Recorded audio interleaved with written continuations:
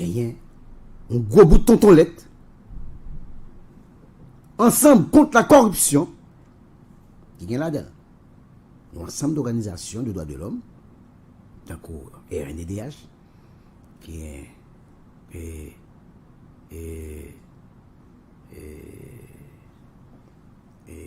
gagne Central Levé, qui gagne POHDH. Eh bien, un gros bout de tontonlette, il y a écrit ULCC. Lettre ça, il est sorti dans la date 2 septembre 2024. Qui ça lettre là? Son lettre, côté ensemble d'organisations de droits de l'homme, ça il a écrit, monsieur ULCC, pour demander de mettre action publique. Non, excusez-moi. Pour demander d'enquêter sur les biens meubles et immeubles, sur les avoirs accumulés par Joseph Michel Martelly et ses complices. Mais Rosé, nous devons depuis samedi, ils ont demandé pour que ULCC mène une enquête sur richesse Martelly accumulée, c'est-à-dire qui augmentée. Et il n'a pas seulement visé Martelly, il a visé ses complices. Même les lettres là pour nous. Conformément à la loi du 12 mars 2014 portant prévention et répression de la corruption et au décret du 30 avril 2023 sanctionnant le blanchiment des avoirs, des capitaux, le financement du terrorisme et le financement de la prolifération des armes de destruction massive en Haïti, respectivement publié dans le journal Le Moniteur les 9 mai 2014 et le 4 mai 2023, Ensemble contre la corruption, ECC, sollicite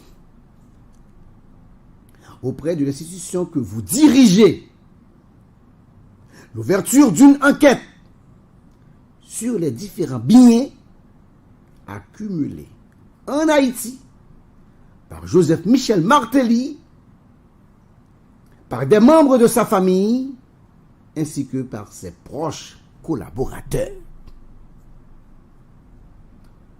Monsieur le directeur général, comme vous le savez, en date du 20 août 2024,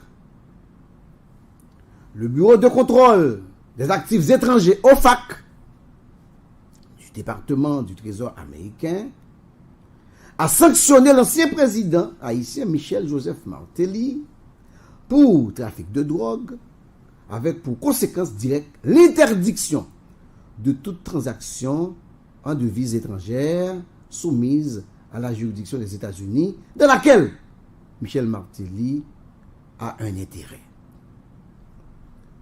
L'interdiction pour toute institution financière américaine de faire des prêts ou de fournir de crédit à Michel Joseph Martelly.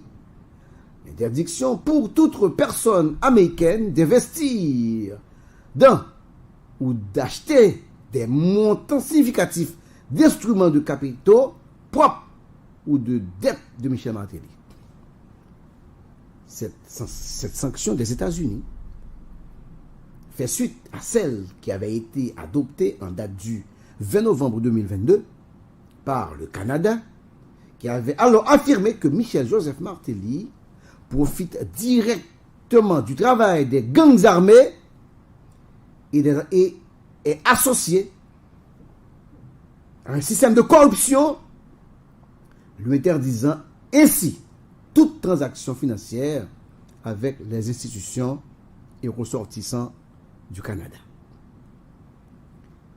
ECC rappelle aussi à votre attention que le 15 septembre 2023, le groupe d'experts créé par la résolution 2653-2022 du Conseil de sécurité des Nations Unies a publié son rapport final dans lequel il affirme au paragraphe 73, 74, 172 que lorsqu'il était président d'Haïti de 2011 à 2016, Michel Martelly s'est servi des gangs armés en vue d'accroître son influence, en a financé plusieurs et est impliqué, tenez-vous bien, dans le scandale des fonds pétro-caribés pour la dilapidation desquels les pires détournements ont été enregistrés au cours de son mandat présidentiel.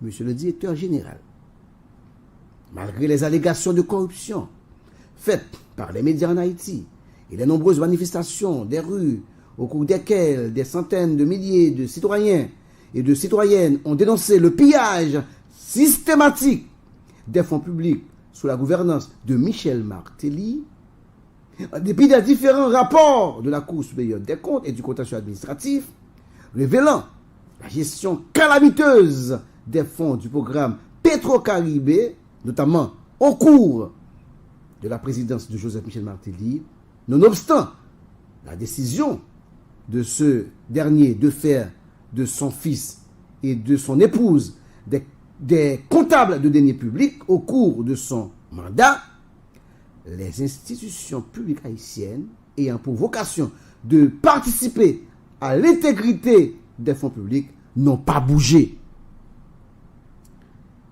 Et, sans surprise aucune, c'est ECC qui a parlé toujours, l'instruction ouverte au tribunal de première instance de Port-au-Prince autour de la dilapidation des fonds pétro-caribés a été étouffée par les autorités judiciaires qui devraient pourtant défendre les intérêts de l'État. Monsieur le directeur général, André Joseph, aujourd'hui, ECC estime que le moment est venu de défendre valablement les intérêts de l'État haïtien par la conduite d'enquêtes financières sérieuses et la préservation pour confiscation ultérieure de tout bien meuble et immeuble constituant les fruits de la grande criminalité en cours en Haïti. C'est pourquoi, fort du contexte actuel, ECC vous recommande de passer des instructions, attendez bien mesdames et messieurs, formelles et immédiates en vue d'investiguer sur les biens meubles et immeubles accumulés par Joseph Michel Martelly, sa conjointe et son fils, qui ont occupé des postes et responsabilités publiques et accumulés par ses proches collaborateurs dans l'objectif d'obtenir des informations précises sur le niveau de pillage des fonds du trésor public par l'ex-président et ses complices, le jugement des comptes des personnes impliquées et de leurs complices, ainsi que leur condamnation par devant une juridiction répressive. Espérant que prompte suite sera donnée à la présente requête, ECC vous prie, monsieur Anne-Joseph, le directeur général, l'expression de ces patriotiques salutations respectueuses. Donc, mesdames et messieurs, c'est une lettre adressée par ECC à Anne-Joseph pour demander une enquête sur Michel Martelly. Ballon dans ULCC. C'est pour la première fois qu'il y a une instance qui a adressé à ULCC. Et c'est là, nous allons voir si Anne-Joseph qui est gros lit. Ok? Nous allons voir ça. Il y a le villa de Michel Martelly sur la côte des Arcades, que dit qui coûtait près de 9 à 11 millions de dollars, que les disent mais uniquement que le prêté. ULCC, il faut la regarder. Il y a tout on chaîne, Jim, l'autre bagaille, Olivier Martelly a acheté sur Pétionville là, il faut la regarder, côté de Joigne. Et sans compter, l'autre bagaille pour regarder. Il faut la regarder.